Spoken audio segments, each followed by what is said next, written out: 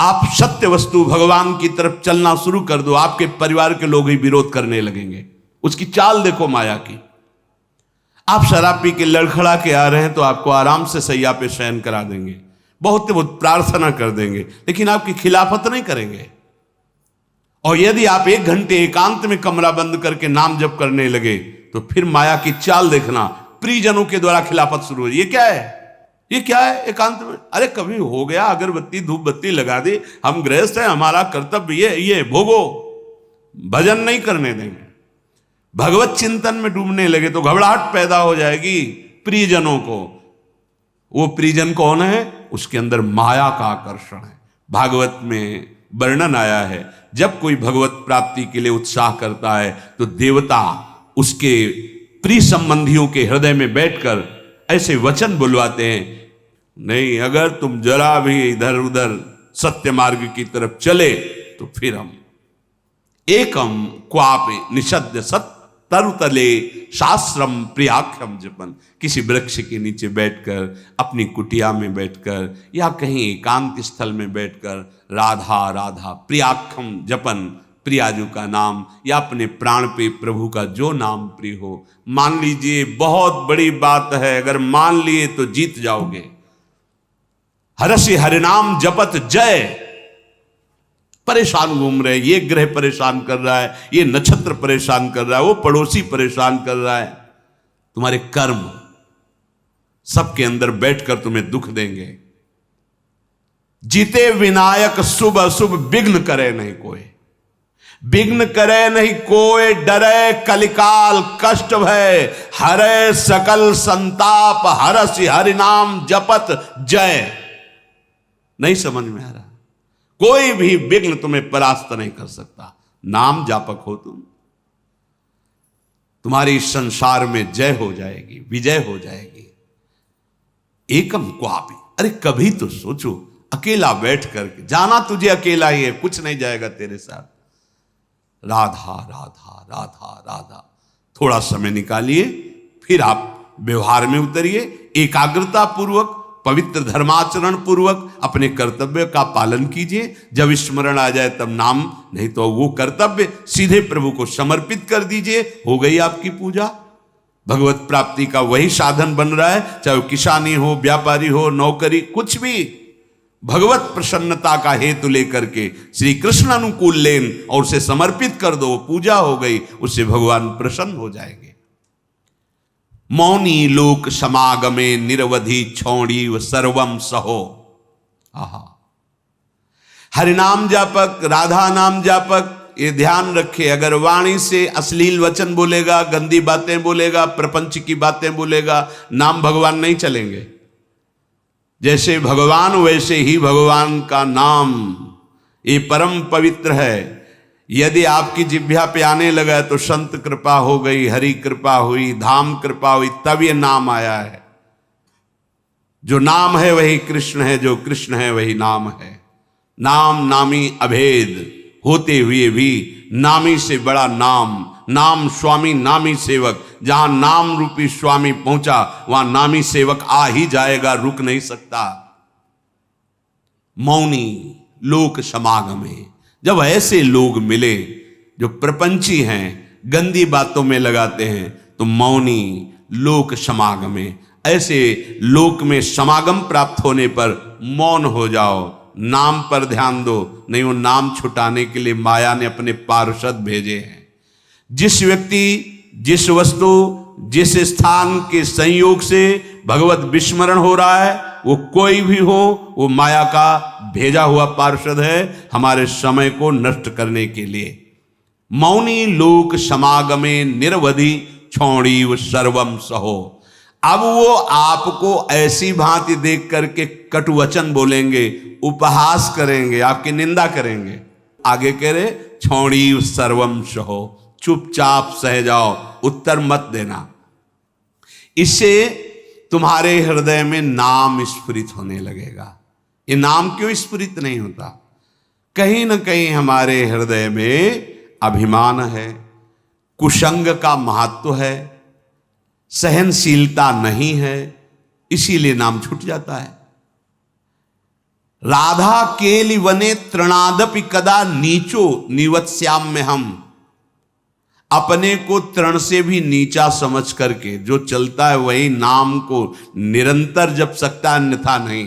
महाप्रभु चैतन्य देव ने भी कहा है तृणादपि सुनीचेन। सेवक जी महाराज ने भी कहा है तृणते नीच अपनपो का है। प्रबोधानंद पाद जी कह रहे तृणादपि कदा नीचो निवत्स्याम्य हम। मैं अपने को तृण से भी नीच समझकर कब निवास करूंगा वृंदावन में। ध्रुवदास जी ने भी कहा है वृंदावन एह विद वसय तज कै सब अभिमान। तृणते नीचो आपको जाने सोई जान। वही वृंदावन का महामहिम स्वरूप जान पाएगा जो अपने को तृण से भी नीच समझता है। यदि हम अपने को सबसे नीच समझकर तो महान बन जाओगे। ये महान बनने का तरीका है। जो अपने को महान समझता है वो कभी महान नहीं हो पाएगा। जो अपने में दैन्यता लाता है वो महान बन जाता है। जैसे जहां ढलान होती खालीपन होता है वही जल आकर के चारों तरफ से रुक जाता है। ऐसे ही सद्गुण प्रेम दैवी संपदा ये उसी के हृदय में आके विराजमान होती है जिसका हृदय दैन्य होता है। अमानी ना मान देना, दूसरों को मान देना, स्वयं अमानी रहना, हर बात को सहन कर जाना, तनिक भी विक्षेप न मानना, निरंतर नाम जप करना, दैन्य भाव रखना, सुमति बढ़ाने के लिए परिस्त्री संग नहीं करना, ऐसे पुरुषों का संग नहीं करना जो हमारे हृदय की निष्ठा को भोगों के लिए प्रेरित कर दें। अगर हम प्रपंच की बातें करेंगे, अश्लील बातें करेंगे तो नाम नहीं चल पाएगा, वाणी अशुद्ध हो जाएगी। एक बार कृपा हुई है, नाम सुनने को मिला है, जपने का भाव बन रहा है। अब सावधान रहोगे तो जप प्रारंभ हो जाएगा, फिर होने लगेगा। असावधान हो जाओगे तो कई जन प्रश्न करते हैं कि पहले तो चलता था बंद हो गया, असावधान हो गए, कुमति बढ़ गई, मलिनता आ गई, इसलिए नाम भगवान अंतर ध्यान हो गए। अगर आप आदर सहित नाम जपोगे, अपने में दैन्य भाव रखोगे, प्रपंच की वार्ता करने से डरो, कोई वाणी से ऐसी बात न निकले जिससे नाम भगवान नाराज हो जाए और हमारी जिह्वा से अंतर ध्यान हो जाए। बहुत दैन्य भाव रहे तो ऐसे वचन निकलेंगे ही नहीं। ऐसा कोई संग, ऐसा कोई पदार्थ जो हमारे भजन को रोक दे, सावधान रहो। जाके संग कुमति मति उपजय, करत भजन में भंग तजोरे मन हरि विमुखन। वो पदार्थ भी हो सकता है, वो व्यक्ति भी हो सकता है, वो हमारा समागम किसी भी स्थान से भी हो। ऐसे स्थान पे जाना, ऐसे वस्तु से का सेवन करना, व्यक्ति से मिलना जो हमारा भजन छुटा दे, नहीं नहीं। बहुत दुर्लभ बात आ गई है कि हमें राधा नाम में रुचि हो रही है, राधा नाम जपने की प्रेरणा हो रही, ये नष्ट ना हो जाए, ये बढ़कर ऐसी स्थिति में आ जाए, चलते फिरते उठते बैठते खाते पीते सोते जागते हर समय राधा राधा राधा। तो कह रहे हैं कि त्रिभुवन की राज्य लक्ष्मी, 14 भुवनों का वैभव आपके चरणों में लुटने लगेगा। विश्वास कीजिए। श्री राधा किंकिरेणाम लुठत चरण यो अद्भुता सिद्ध कोटि। करोड़ों सिद्धियां श्री जी के चरणों की दास्ता का जो भाव लिए उनके चरणों में लौटती रहती है। प्राण भले चले जाएं, पर अब हम अगर गृहस्थ में हैं तो पराई स्त्री का काम भाव से न तो दर्शन करेंगे, न संभाषण करेंगे, न स्पर्श करेंगे। अगर आपको सुमति बढ़ानी है, संपत्ति बढ़ानी है, सुख में निमग्न होना है, दुख से बचना है, तो प्रार्थना मान लीजिए ये खिलवाड़ नहीं है। पर स्त्री गमन सीधे दुर्गति है। जो कानून है वो कानून है, ये भगवत कानून है, वैदिक सिद्धांत है। और हमारा मन जब तक सिद्धांत से नहीं चलेगा तब तक भले कोई बाहर दंड दे ना दे, हमारा हृदय हमको दंड देगा, जलाएगा। ऐसी परिस्थिति पैदा होगी कि आप जलते रहोगे बिना किसी कारण के। प्रार्थना है ये मन के बहकावे में और ऐसे लोगों का संग जो कि अरे मनोरंजन है, मनोरंजन नहीं, तुम्हारा सर्वनाश है। क्या कमी थी रावण में? महान देववंदित पुलस्त जी का अंश है, पुलस्त जी के अंश से प्रकट हुआ। विश्रवा जी पुलस्त जी ही ने अपना दूसरा रूप धारण किया। वैसे भी पुत्र को आत्मा ही कहते हैं। ऐसे पावन वंश में परम पवित्र ब्रह्म ऋषि हैं पुलस्त जी, और तपस्या में अद्वितीय है रावण। साक्षात ब्रह्मा जी प्रकट होकर जो तुम्हारी इच्छा हो वरदान मांगो। उत्तम कुल में प्रकट हुआ, ब्राह्मणत्व जहां छाया हुआ है, ऐसे ऐसे पिता से, जहां तपस्या का धनी है और बुद्धिमान समस्त वेदों का पारंगत है, साधारण नहीं है, असाधारण है। शिव आराधना अपने प्राणों की भी आहुति देने के लिए तैयार है। इष्ट देव भगवान शंकर के लिए कई बार अपने शीश उतार कर चढ़ाए, कई बार अपने भुजाओं में झूला झुलाया। कैलाशपति भगवान शिव को मैं कैलाश सहित बलशाली चलत दशानन डोलत अवनी, जहां पृथ्वी में चरण रखता तो झुक जाती धरती, जिस लोक में जाके भुजा ठोक देता लोकपाल भयभीत हो जाते। क्या वैभव में कमी थी उसके, सोने की लंका थी। पर स्त्री गमन का स्वभाव, एक भयानक दोष, पर स्त्री गमन का स्वभाव उसका सर्वनाश कर दिया, सर्वनाश कर दिया। इसी स्वभाव ने, और उसमें जो भी आप ढूंढो सब कुछ मिलेगा उसमें। बहुत ही प्रवीण, बहुत ही बलशाली, प्रताप सब कुछ अंदर था। एकमात्र दोष, आग लग गई पूरे वैभव में, पूरी उसकी पवित्रता में। और बंदर पैरों से खोपड़ी ऐसे जैसे फुटबॉल ऐसे मारते थे। मंदोदरी रो के कह रही थी, राम विमुख असहाल तुम्हारा। भगवत विमुख होने के कारण ये दोष तुम छोड़ नहीं पाए। हम तुम्हें बार बार पैर पड़ के समझाती रही, और आज तुम्हारी ये दशा है कि तुम्हारे कुल में कोई रोने वाला नहीं। शब्द याद कर लो। ये परस्त्री गमन, ये बहुत बड़ा अपराध है, जिसे आज लोक व्यवहार में एक मनोरंजन माना जाता है। चाहे वो परस्त्री गमन हो या परपुरुष गमन हो। सावधान हो जाओ, तुम्हारे पुण्य क्षीण हो जाएंगे। सावधान हो जाओ, तुम्हारी आयु नष्ट हो जाएगी और तुम्हारी बुद्धि भ्रष्ट हो जाएगी, और तुम अंदर से ऐसे अपराध करोगे कि भयभीत बने रहोगे। देख लेना, ये परिणाम लिख लो। जिनको समझ में आता है अरे तो सब क्या है, तो आगे देख लेना क्या है। अगर कुमति को दबाकर सुमति को बढ़ाना है तो नियम ले लो, चाहे प्राण निकल जाए, पर पराई जिसका हम पाणी ग्रहण किए हैं उसके सिवा किसी और स्त्री के साथ काम संबंध नहीं। अगर ये नियम निर्वाह कर ले गए तो बहुत कुछ जीत जाओगे, क्योंकि सबसे बड़ा शत्रु यही काम है। ये बड़े बड़े ज्ञानियों का भी वैरी है, फिर साधारण पुरुषों की तो बात जाने दो। पर नियम में बड़ी सामर्थ्य है। अगर ऐसा नियम ले लिया जाए तो निर्वाह हो सकता है। नाम जब कर रहे हैं आप में सामर्थ्य आ जाएगी।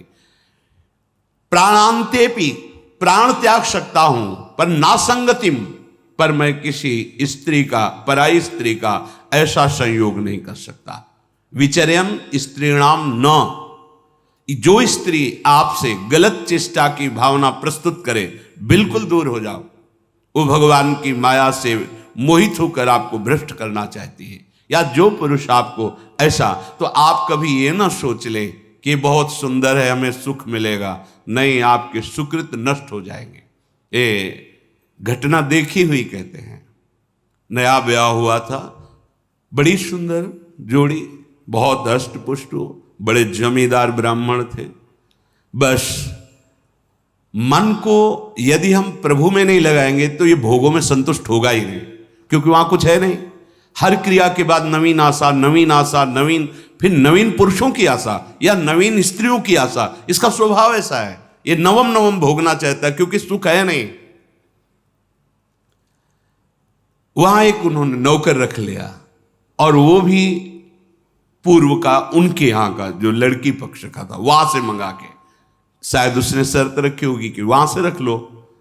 अब जैसा भी हो, अब वो वहां रहने लगा। अब उससे एक पुत्री प्रकट हुई, ना मां की आकृति ना पिता की आकृति। तो पिता को लगा कि, तो उसने पूछा कि आप नाराज मत हो ना, पर मुझे लगता है कि क्या आपका आचरण गलत है क्या? नहीं, ऐसा कुछ नहीं। पर वो प्रवीणता अपनी बुद्धि से समझ गई कि हमें लगता है ये हमें इस बात में दंड देंगे, जान चाय में जहर मिला करके उसको दे दिया पति को। अब वो पधार गया तो उनके जो पिता थे, वो पक्का प्रमाण हो गया कि इसी ने दिया है। उसने अपनी सारी संपत्ति आवेश में, क्रोधावेश में, एक क्षत्रिय बलवान जो परिवार था उसके नाम कर दी। ऐसी दुष्टा को बिल्कुल हम अपनी चाहे भीख मांग के खा लें, अपनी जमींदारी नहीं देंगे। इधर ये हुआ, उधर वो पकड़ गई पुलिस से, बात उसने स्वीकार की, उसको जेल हुआ। बच्चे भीख मांगने लायक जो छोटे छोटे पूरा परिवार नष्ट, पति जहर से नष्ट हुआ, वो जेल में, बच्चे ऐसे, पूरी जमींदारी दूसरे, सर्वनाश। कभी कहीं किसी का मंगल नहीं हो सकता। अगर आपको अभी मौज मस्ती लग रही हो ना, ये तो सुनने को आ रहा है, हमारा तो कुछ नहीं, पुण्य चल रहा है, पुण्य छीण होने दो, जल्दी पुण्य छीण होने दो, फिर तुम देखना जब तुम्हारा हिसाब आएगा तब तुम्हें समझ में आएगा कि शास्त्र में जो लिखा है वो सत्य लिखा है। सब अनुभव करके देख लो। शास्त्र विरुद्ध आचरण तुम्हें भयभीत रखेगा।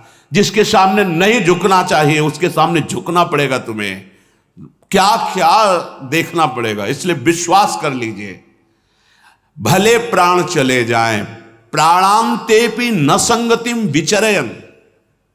कैसी कैसी नीच बुद्धि आ जाती है, पूरे परिवार का नाश हो गया। कितना मंगलमय जीवन चल सकता है, कितने प्यार से दोनों रह सकते हैं, कितना भजन करके पूरे परिवार का उद्धार किया जा सकता है। अतिथि सेवा, साधु सेवा, गुरुजनों की, माता पिता की सेवा, धर्माचरण, और फिर भागवतिक प्रसन्नता के लिए संतानोत्पत्ति आदि। बड़ा मंगलमय गृहस्थ धर्म है। गृहस्थ धर्म का मतलब है एक परकोटी के अंदर रह करके शत्रुओं पर विजय प्राप्त करना, और विरक्त का मतलब खुले मैदान में ललकार करके शत्रुओं को परास्त करना। तो आदेश कर रहे हैं, विचरयन स्त्री नाम न तत्संगी नाम। जो पुरुष आपके पास बैठकर गंदी बातें सुनाता हो, गंदे दृश्य दिखाता हो, गंदी चेष्टाओं का परिचय कराता हो, ऐसे पुरुष का त्याग और ऐसी स्त्री का त्याग जिसके संग से आपका अपना धर्म नष्ट हो जाए, बिल्कुल नहीं। सावधान। अगर भूल हो गई है तो आज से सावधान हो जाओ। अब लो नशानी, अब ना नशई हो। प्रार्थना मान लो, ना इस लोक में सुख मिलेगा ना परलोक में। कर लो, कर लो। तुम्हारे पुण्य जब तक है तब कर लो, और जहां पुण्य तुम्हारे क्षीण हुए, वर्तमान का पाप और पूर्व पाप मिला, उसी समय से तुम्हारी दुर्गति प्रारंभ हो जाएगी, कोई नहीं बचा पाएगा। श्रीपाद कह रहे, एकम क्वापि निषद्य सत तरुतले शास्त्रम प्रियाख्यम जपन। एक बात मेरी मान लो, थोड़े समय के लिए अकेले रहो।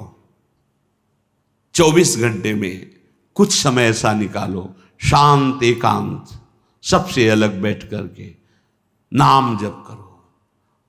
एकम क्वापि निषद्य सत तरुतले, किसी वृक्ष के नीचे, पावन नदी के तट पर, कहीं एकांत मंदिर में, या अपने घर में ही एकांत कमरे में शांत बैठ करके प्रभु को मानो हम पुकार रहे, ऐसे जपो। राधा वल्लभ, राधा वल्लभ, श्री हरिवंश, श्री हरिवंश, राधा राधा राधा, राम कृष्ण हरि, जो नाम तुम्हें प्रिय हो मान लो। प्रार्थना मान लीजिए। ये हृदय की बात कहते हैं, पछताना नहीं पड़ेगा।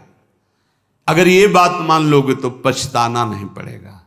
जैसे हम किसी से कह देते हैं कि तुम यहाँ आए हो, राधा राधा हमारे सामने बोले हो, अब तुम चिंता मत करो, फाइनल बहुत अच्छा होगा।